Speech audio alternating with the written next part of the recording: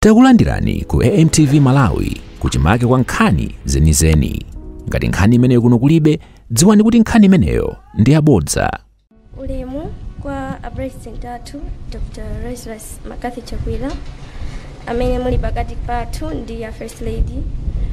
Maulemu ena onse monganenera aperekedwa kale. Abale ndi alongo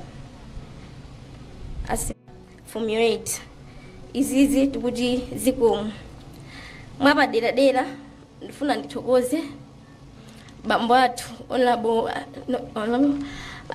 Mr. Elton Mataka. Though it was just a short time, komano we have experienced, we have felt what it's like to have a present father. Mama agonda mayatu. All now some agonda, and even until now, you still love her. Hey.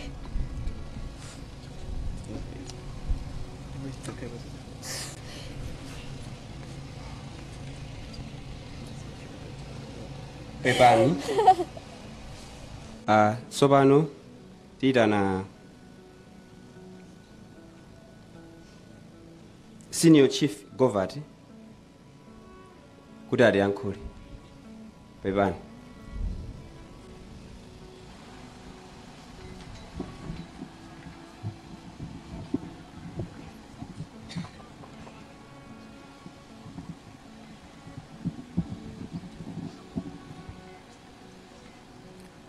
Pepani, His Excellency Dr. Lazarus Makathi Chakwera, President of the Republic of Malawi. Pepani, Her Excellency Madam Monica Chakwera, First Lady of the Republic of Malawi. Pepani, Right Honorable Dr. Michael Bizwick Usi, Vice President of the Republic of Malawi. Pepani, Right Honorable Catherine Gurani Sahara, Speaker wa kunyumba ya Malamulo, komanso aphungu onse akunyumba ya Malamulo dziko la Malawi. Pepani, Honorable Richard Chimwendo Banda, Minister of Local Government, Unity and Culture, amene munali bwana awo amayi Joyce Chitsulo. Pepani. Pepani akubanja ampingo. Pepani anzawo onse amalemu Joyce Chitsulo.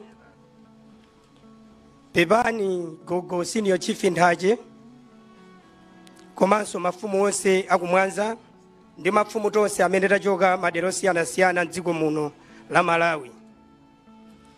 Pepani Pastor Nyirenda, President wa Seventh Day Adventist dziko lino la Malawi, komanso mafirudu onse a dziko lino la Malawi ku Seventh Day Adventist. Pepani akhristu ampingo wa Seventh Day Adventist, komanso mipingo ina yonse imene tabwera kudzalira limodzi a MP athu, a Deputy Minister athu Mai Joyce Chitsulo. Pepani afumu ampeni, komanso mafumu ena onse ang'ono akuno kwa Govati kwa Ndaje komanso dziko lonse. Pepani. Olemekezeka Your Excellency a President athu, ine malo mwa mafumu komanso anthu onse akumwanza, abale athu akuchikwawa komanso kunenu komanso dziko lonse amene tasonkhana pano, tili ndi chisoni chifukwa cha imfa ya mayi athu Joyce Chitsulo. Monga mwamvera khalidwe lawo, umunthu wawo, machitidwe yawo, mayi Joyce Chitsulo anali mulera nkhungwa, mayi wopanda tsankho. Kunyumba kwawo mayi Chitsulo, monga anena anaja, sana atatu koma anali ndi ana adera lonse komanso ngati boma lonse la Mwanza, chifukwa kunyumba kwawo sikumachoka wanthu. Mayi Chitsulo, monga anenera anaja olemekezeka State President, wakhala kuthandiza anthu zakudya, akapeza kachakudya kena kalikonse Joyce safuna kudya yekha, amabwera kuno tidyere limodzi. Zikavuta timapha ng'ombe ndikudya limodzi, zili bwino amagawa kachimanga kamene ali nako. zinthu zimenezi ndi chifukwa chake mukuona unyinji wa anthu akhalapa akubwera kudzachitira umboni ntchito zabwino zimene Joyce wakhala akuchita kudzera kuthandizo lanu. Ifeyo ngati anthu aku Mwanza West, ngati anthu aku Govert, ngati anthu aku Anthachi, ngati anthu aku Mwanza, tikufuna tutsimikizireni a president kuti nanunso maso anu anali Joyce, kuti akutumikirani monga mmene inuyo mukufunira. Maso anu anali Joyce ngati sanamira yanu Mwanza ndineno, kuti agwira ntchito yotamandika pofika pa 16 September kuti zinthu zidzakhale bwino, zipitilire kukhala bwino. Ifetu tikukulonjezani a state president komanso kukupemphani kuti umu malo tumagayira timalawasi madokotala ndikukhulupirira kuti mutimangira nyumba za madokotala kuti zinazotipume. Kachiwiri ndikukhulupirira kuti inu ya president simutisiya toka anthu anu amene akuatumikira kukalanga kliniki kuchoka pa Thambani, kukaera kliniki kuchoka pa Thambani, kuchimbwinda kliniki kuchoka ku DHO, Kasuza kliniki kuchoka ku DHO. Inuyo tumupitilira kuti patsa support kuti ntchito imene iyi kusowa kwa Joyce kusaonekere. Joyce samakhala yekha, mukantuma kunja alipo amene timagwira nawo ntchito kuno. Ndipo amagwira ntchito modziwa kuti Joyce alipo, ifenso kumakhulupirira kuti Joyce alipo. Ntchito zikantanganitsa ku cabinet kwanu, ku office kwanu, Joyce samakhala yekha, alipo anthu amene amagwira nawo ntchito. Ifera president ndifuna ndutsimikizireni kufamile kwa Chitsulo sititulukako. Ndipo ndifuna ndutsimikizireni kunena kuti tikupatsani support yonse kufikira zonse zitaenda bwino. Ndimo amenewa ndifuna ndikuthokozeni mwadzati kuta mwakhala nafe. Komabe a president ndimafuna ndinene chinthu ichi pa nkhani ya chakudya. Kwathu kuno ku Mwanza, not Mwanza West, koma ku Mwanza tili ndi 2 years experience dry out. Sitinakolole chaka chatachi, chaka chino sitinakolole. Mbewu muziona mmundazo ndina ndolo. Na ndolo ili ngati mitengo simafa nsanga ya. Minda imene ija chimanga chose chimene chinali mmene muja chidafa.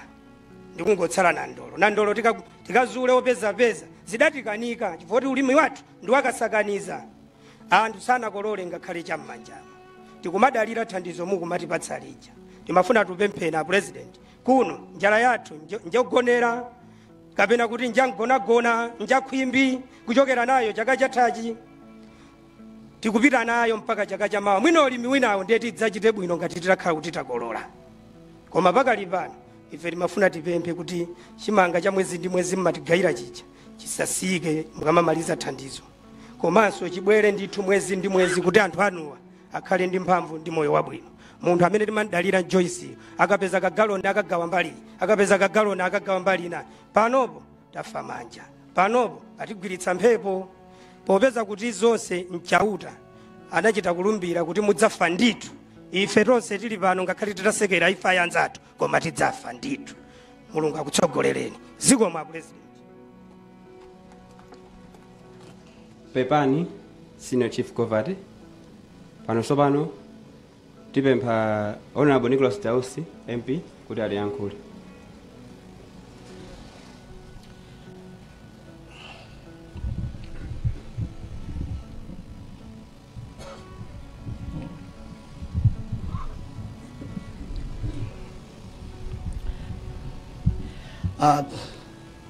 Your Excellency, the State President of the Republic of Malawi,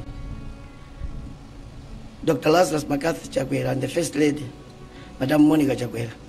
Your Excellency, at a ceremony like this one, political correctness and decorum of a funeral demands that you speak at length so that you celebrate the life of the departed. But the people of the public events are pestering to say we must keep on time. That's why I'm speaking English so that so that I may not touch them. So Your Excellency, you have permitted me to speak so that the nation can. Thank you so much. Ndimauza President kuti nimangula Chingerezi nakasata mamachi kumwanza kuchire kuchiratesa size yao. Ndimauza President mapempa kuti bwana mtu ndi kuimbira apunga nyumba malamulo kupambe timangula Chingerezi ndi anthu apa ndi mulungu wake wagona apoyo. Well, bwana State President, she was agile, astute, flexible. She was a lady of everybody. You can see the answers here. Your Excellency, President yatu atikolino, Dr. Lazarus Makathy Chakwera ni maya kunyumba kwa Madam Monica Chakwera. A Vice President, Dr. Michael Bisu Usi. A Secretary General Bambo Chimwendo, a Speaker, ndikapanda kupanga zimezo ndiye kuti akoza kuti chacha. A Speaker nyumba malamulo ndi deputy anu. Agogo Antache, agogo Agovata Kanduku. Ma MP azanga amene ndira nkule malongano ngakali ndi namfedwa. Ma cabinet ministers amene mwabwera akulu ntchito za boma osiyana siyana amene mwabwera zikomo mwatilemekeza. Bwana State President lero ntikulovya kwambiri. Nzimayi wagonapo inali mphatso yakumwaza kuno. Mayi wa Nsangala, mayi wa Dolika, oti akanakhala kuti ndikuyopa, akanakhala kuti Petro akudutsa, nkadati kapena mayi wagona kuchipinda kumtunda timwitane Petro adzatichitsire mayiyo. Ndimafuna bwenzi lapante ndele, ndimafuna bwenzi lapa mavuto, ndimafuna bwenzi lapa moyo wanga kuti litatile. Ndamupeza Yesu ndiye bwenzi langa, ndamupeza Yesu atakala ukafa bwenzi umuze Yesu atakala bwenzi la. Timatero bwana tikakhala awiri ni machitsulo kumwaza kuno. Ine ndine wa Eklezia Katolika, mayi wandi a Seventh Day, abusa atiwaye ndafuna watembenuza kuti akhale wa Katolika, anandikanika, koma ndiye setsa kuti ndauze mavesi ena kuti akumbukire kuti because joinana. Koma bwana State President, ndikuti ndikutokozeni bwana kulilongwe nkutalizedi. Bwana munatilemekeza kumwanza kuno kuti watsanzimayu kukhala wachiwiri wa nduna ya local government, maboma ang'ono, umodzi ndi chikhalidwe. Bwana ifeyo timanyadira kuti kumwanza kuno tili ndi nthumwi, kumwanza kuno tili ndi otiyimirira. Bwana mzimayi waluntha, mzimayi wolankhula bwino, ocheza bwino ndi wanthu. Nthawi zina ukamuona kuti koma chauta amapereka mphatso. Bwana ifeyo tachoka, koma tikutsimikizireni kuti zolinga ndi zofuna za mayi Joyce Chitsulo ndi zolinga zofuna zanu bwana, ife anthu akumwanza tionetsetsa kuti zimene izamalinga mwini wake chauta tione zipitirire. Bwana nkupempheninso kuti kuli wana bwana musisamalire kena nkamanja ena ndajamwaona alankulaja agogo amayi wawo ndi akulu. Bwana tisamalireni, ndinu munthu wabwino mwamba kalo tisamala. Bwana pitirizani. Nkupempheni akubanja, ndikutokoze Madam DC nda akukansel kuti monga mene timadzaperekera utengo siyana kuno tipitirire chifukwa ifeyo tiwimira a president. Bwana ndikupempheninso bwana kuti kubwera kwanu kuchokera kulilongwe mmene mwafika kuno mwaonetsa umodzi chibale kuti mmatikonde vanthu akumwanza. Timatero ifeyo ndi agogo Antache, agovati ndi akanduku kuti koma sinaone kuti munthu wabwino kusankha nduna mwina mukadatanganira kuti pita ndiwe Michael Usi ukati yang'anira kumene komwe atimpera ndeka kubweraku bwana ndikusonyeza kuti ndinu tate wathu. Popeza kuti mpazovuta koma mati nene bwana kuti monga mmene zimakhalira kuti mzako akakuchita chabwino mtsoka akubweza chipongwe. Ndikupemphani bwana State President kuti mmene mwachitiramu Mulungu yekha odziwa kuthokoza akuthokozeni, akuyendetseni bwino. Anandiuza kuti ndiyankhule 1 minute, ndiye popeza kuti mulongo wangayu ndiakumbutsa mati 1 minute yo kuti John Maxwell ananena kuti izi zimene munthu ukapita chimatsala kunja kuno khalidwe lako. Ndiye people celebrate your life. Ndiye inuyo mukundichinga mundiyang'anang'ana inu muwe mangana zolankhula chabwino muchuka. Koma bwana State President, pepani chifukwa cha timata muntu wanzeru, nzimayi wotumika, nzimayi wa ulemu, nzimayi amene amakuyimirani masaladusi. Bwana kumwanza kuno kuti tindikwalire imodzi. Ife tibe chinyengo. Ife sili uko masana uko asimezwe. Ndima amene bwana. Tukuthokozeni kubwera kwanu. Amene mwati 1 minute inu wandalama nkulawo nili mwandira kwira. Well, thank you so much.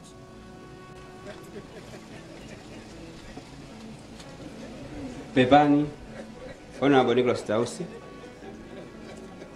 Sobano, pomba nkota, wazo yankula zatu, sigula lero. Tisa naombe nkota, ifuna dipempe, the Right Honorable Catherine Godani Hara, MP, Speaker of the National Assembly, at Yankuli.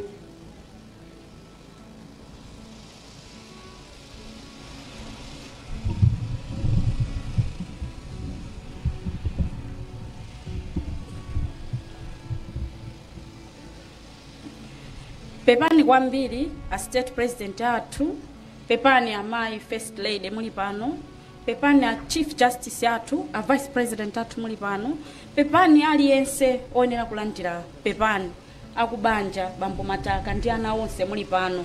Chifukwa cha nthawi sindipita mumonse koma pepani kwambiri. A president ndikhala ngati ndiyankhula kachizungu pang'ono. Honorable Joyce Banda, Your Excellency, Joyce Chitsulo was a barrier breaker. Joyce Chitsulo was the first woman to be a chairperson of a constitutional committee. And I was just listening kwa mfumo. Breaking my barriers wanambira ku constituency kono. She was the first woman kukhala MP constituency yake ino.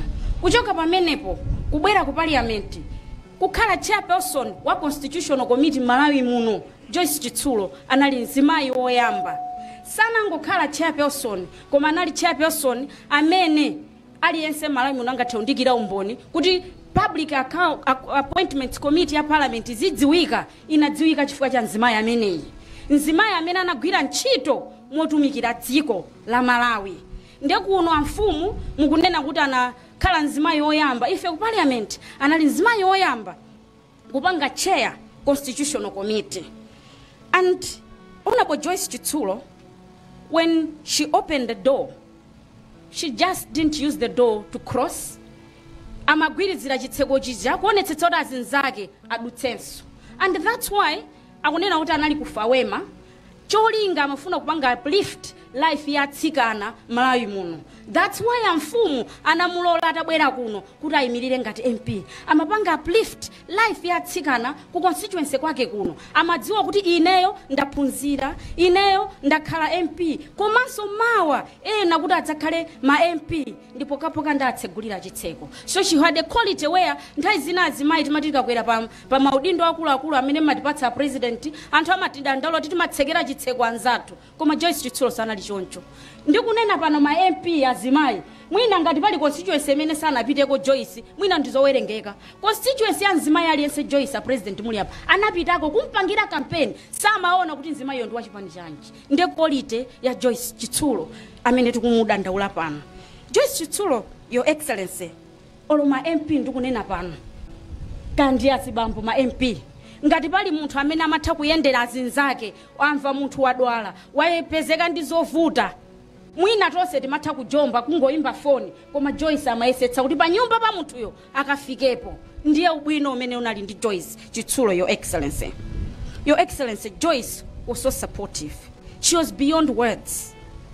She was always thoughtful, always ready to help, always with grace, never seeking the spotlight, but always lighting the way for others. Joyce was a darling to all of us. She had this way of keeping us informed, not just with news, but with love, with laughter, with a little message, just when you needed it most. And now, Joyce, it's been 3 days, no posts on our MP's forum. 3 quiet days feel too long. Your fellow members are still waiting for your words. Susan, Bertha, they are all asking, where is Joyce? Honorable Minister of Gender is asking, where is Joyce? And me, I'm still asking, where are my reports? The president is asking, where is Joyce? Because he knew the president had found a minister who was hardworking. The chiefs are waiting for you, Joyce. Where are you, Joyce? Your sons and your daughter, your husband, your mom, they are waiting, Joyce. They are asking, where is Joyce? And for Wayanka, all of us, we know where you are. But Wayanka doesn't know where you are, Joyce. Your Excellency, Joyce was a woman who stepped into a place of no woman stood before. In every act of kindness, every spark of courage, that's where you live now, Joyce. Joyce, thank you for lifting us. Thank you for flying, so we knew we could too. Rest well, dear sister. You soared with purpose, and now you soar in peace. We will miss you always. Thank you, Joyce, and may your soul rest in eternal peace. Thank you. Pepani, Right Honorable Catherine Godani Hara, MP, Speaker of the National Assembly. Osaiwala kupanga subscribe ku channel ya AMTV Malawi.